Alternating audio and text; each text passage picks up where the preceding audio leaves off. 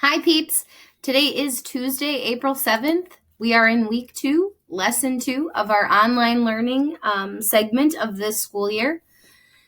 We're going to get started by going over our agenda. We're going to do our what, why, and how. We'll talk a little bit about read aloud, no red ink, vocabulary strategies, and finishing marigolds. So today, our main goal is for you to finish marigolds. You're going to start at the top of 219 where you left off.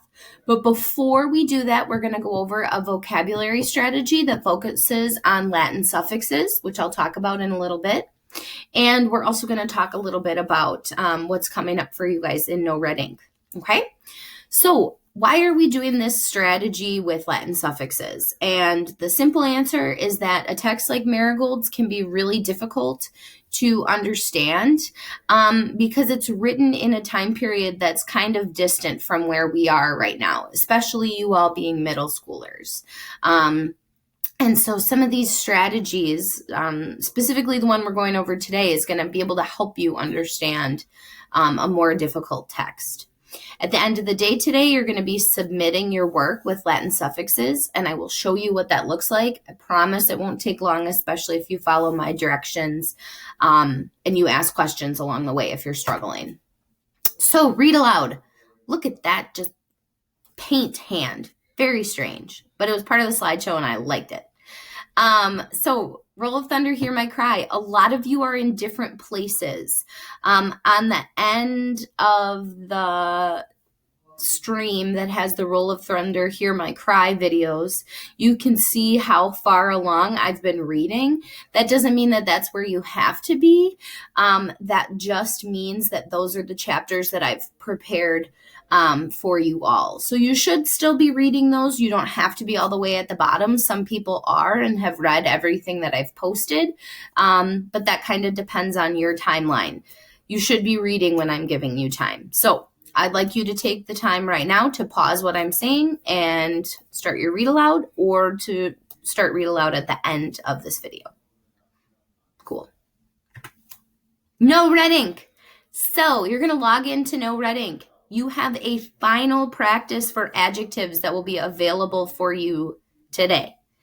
You are going to use this final this final practice of adjectives to sort of make sure that you understand what's going on with adjectives before you take a quiz on Thursday.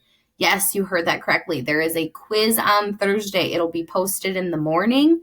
You have a quiz on No Red Ink on adjectives, on all of the things that you have been practicing in your 3 adjective lessons over the last 2 weeks.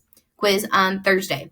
So either pause me right now and go do your No Red Ink, or keep watching me and do your No Red Ink afterwards.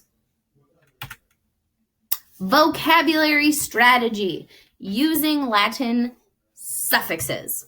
So if you turn to page 227 in the textbook, which I happen to have right here, you're going to see this whole sheet looks like this, and it helps you through Latin suffixes. If you go to the sheet that I have shared with you, it's under Tuesday, Vocabulary Strategies, Latin Suffixes. I have created a sheet that breaks down what the textbook does even further. Okay, so it says suffixes are word parts added to the end of a root or base word. So we talked about Latin roots last year, really in depth, right? You all did a lot of practice with Latin roots, whether you had me or you had Mrs. Peterson.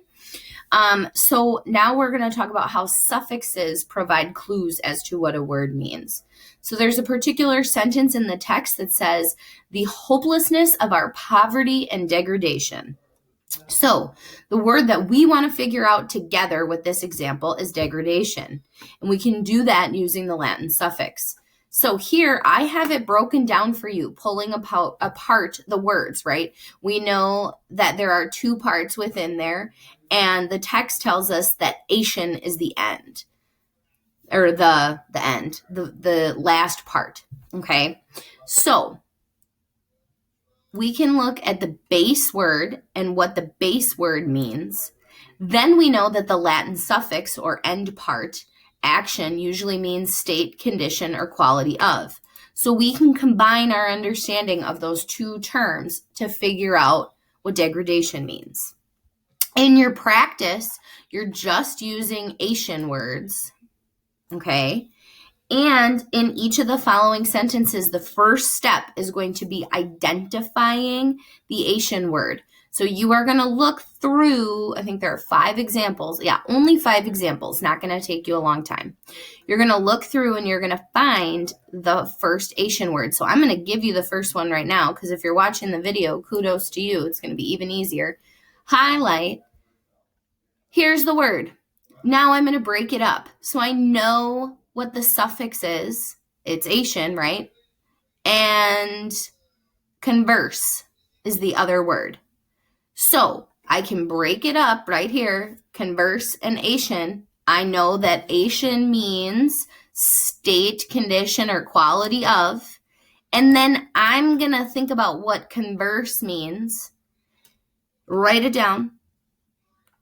Then I highly recommend that you check with the dictionary, whether that's dictionary online or you have a dictionary at home.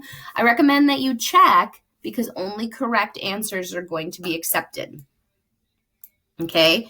I don't just want you to circle conversation and then write what conversation means. You need to do this whole step of breaking it down. Okay? That is due at the end of class today. This is the part where if we were in class, I would say, what questions do you have? What questions do you have? And if you have questions, pretty please with the cherry on top, just send me an email and I will help you. Oops, that's not the right tab. So, vocabulary strategies, that is that sheet. Then, boop, you're going to finish marigolds. You only have about 5 pages left to finish. So we specifically broke it up for you so that it wouldn't be overwhelming. It's just 5 pages, right? And thinking about marigolds, what is the significance of marigolds? Okay? Why does that keep coming up? Why is that the title of the story? What is the importance of marigolds for the main author? I want you to think about those things as you read. And then we're moving into tomorrow. So, good job, peeps. Good luck. Do not hesitate to email me if you have an issue, okay? Halfway through this short week, we got this.